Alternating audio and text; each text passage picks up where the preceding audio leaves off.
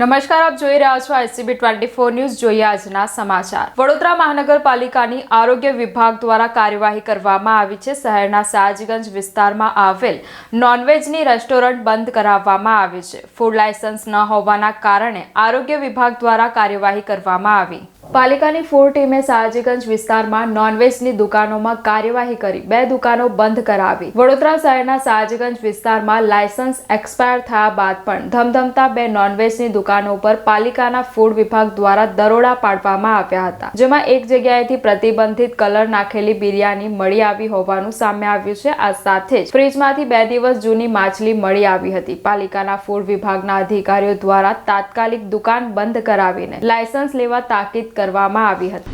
સયાજીગંજ વિસ્તારમાં હાલમાં આપણે AR ઓમલેટ અને લાજવાબ તવા ફ્રાયને ત્યાં ઇન્સ્પેક્શન કરેલ. તેઓના બંનેના લાયસન્સ એક્સપાયર થઈ ગયા હતા અને તે આધારે તેમનો તાત્કાલિક ધોરણે ધંધો બંધ કરાવ્યો અને દુકાન બંધ કરાવેલ છે. વધુમાં એમને ત્યાં જે ફૂડ આઇટમ હતી બિરયાની, જેમાં કલર જોવા મળેલ, જે પ્રોહિબિટેડ છે. પ્રિપેર્ડ ફૂડમાં કલર એલાઉડ નથી, તે જોતાં તેનો પણ તાત્કાલિક ધોરણે આશરે લગભગ 20 થી 25 કિલો જેવી બિરયાની આપણે નાશ કરાવેલ છે અને તેઓને કીધું છે કે લાયસન્સ અથવા રજિસ્ટ્રેશન લઈને જ ધંધો શરૂ કરી શકશે. તે અંતર્ગત અને શિડ્યુલ 4નું પાલન કરવાનું કમ્પલસરી એમને રહેશે. હા, ફ્રીજમાં પણ લગભગ 1-2 દિવસ પહેલાંની જે ફિશ હોય એવું જણાઈ આવેલ, તે પણ આપણે એને તાત્કાલિક ધોરણે ડિસ્કાર્ડ કરી દીધું.